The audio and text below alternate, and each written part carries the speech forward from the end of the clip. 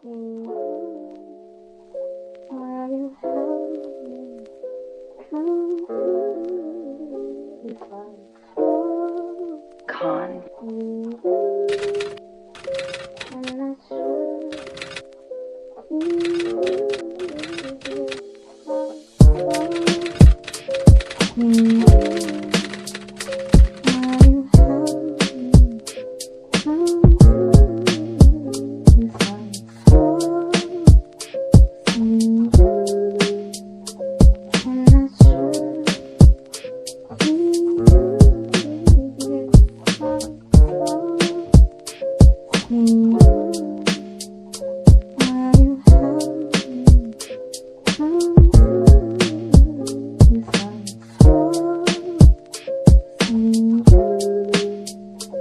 Assalamualaikum warahmatullahi wabarakatuh.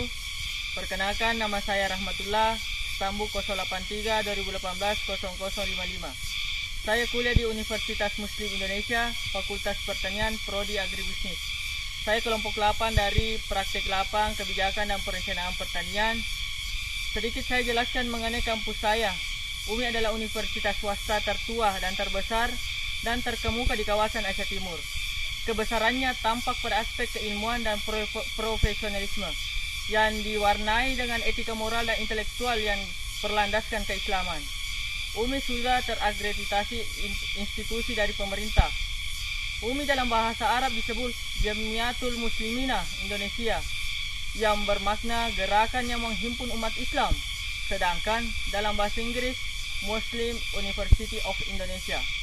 UMI dibina oleh Yayasan Wakaf UMI. UMI terletak di Provinsi Sulawesi Selatan, Kota Makassar, Jalan Urip Sumoharjo, kilometer 5. Saya sudah bersama dengan petani kopi sekaligus pemilik dari pengolahan kopi Matabulu. Untuk itu saya mulai. Kalau boleh tahu Pak, nama tak? Hendrik. Hendrik ya? Iya. Hendrik. Umur tak? 38 tahun. 38 tahun. Pendidikan terakhir S1. S1. Pengalaman berusaha tani tak? Berapa tahun itu? 3 tahun. Oh, 3 tahun. Pekerjaan tak? Petani sekaligus pegiat kopi. Petani sekali. Ini ada pertanyaan Pak mengenai usaha tani kopi tak? Ini kuesionerku praktek 8 kebijakan dan perencanaan pertanian. Iya. Saya ambil usaha tani kopi. Yang pertama itu pertanyaannya, bagaimana tentang kebijakan pemerintah terhadap pertanian khususnya usaha tani kopi tak? Untuk kebijakan pemerintah dekat-dekat ini dia mulai membantu kami dengan mengadakannya pelatihan yang dipelopori oleh desa kami, yaitu Desa Matabulu, dan kebetulan kemarin ada penyuluh dari pertanian juga. Dia menawarkan supaya kelompok kami itu dibentuk agar legalitasnya diakui, dan di situ kami dengan legalitas itu kami akan dibantu untuk peralatan pengolahan kopi ke depannya. Pertanyaan kedua saya itu, kapan dilaksanakan kebijakan pertanian dari pihak pemerintah? Mulai 2019. 2019 ya. Iya. Pertanyaan ketiga itu, di mana dilaksanakan kebijakan pertanian tersebut? Di Desa Matabulu, khususnya Kampung Cirowali. Kalau kopi Ya. kebetulan kebanyakan habitatnya di Dusun Cirowali. Ya. Dia mempunyai ketinggian dari 750 mdpl sampai 1000. Jadi di situ kita kelola kebun kopi kita di sana. Jadi jenis kopinya ini ada berapa macam? Kebetulan kopi di Matabulu ini ada 3 jenis, yaitu Arabica, Robusta, dan Liberica. Oke. Pertanyaan keempat itu, kepada siapa kebijakan pertanian tersebut berlaku? Kebijakan pertanian kita berlaku ke seluruh petani-petani kopi yang berada di Desa Matabulu. Otomatis ini dampaknya bisa menyeluruh kepada seluruh agen pertanian di Desa Matabulu. Iya. Ya? Yang kelima itu, bagaimana pelaksanaan kebijakan pertanian tersebut? Apakah sudah berhasil atau masih tahap? Kebetulan kita banyak kendala-kendala yang kita alami di sini. Contoh dari pupuk yang tidak suplai pupuk yang kurang sama kami, terus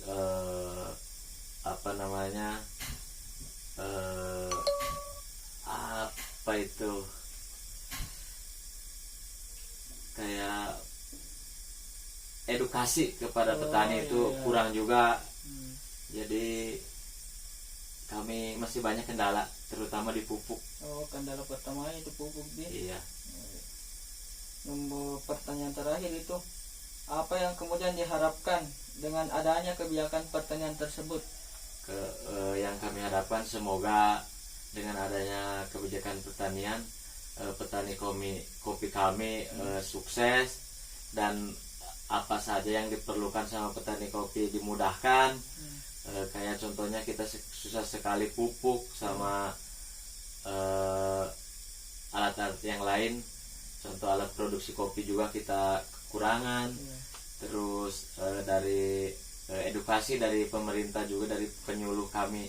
Kebetulan penyuluh kami di sini tidak ada, jadi dalam dekat-dekat ini kemarin-kemarin katanya mau ada penyuluh datang ke kami. Jadi mungkin kedepannya Kopi Matabulu akan mudah untuk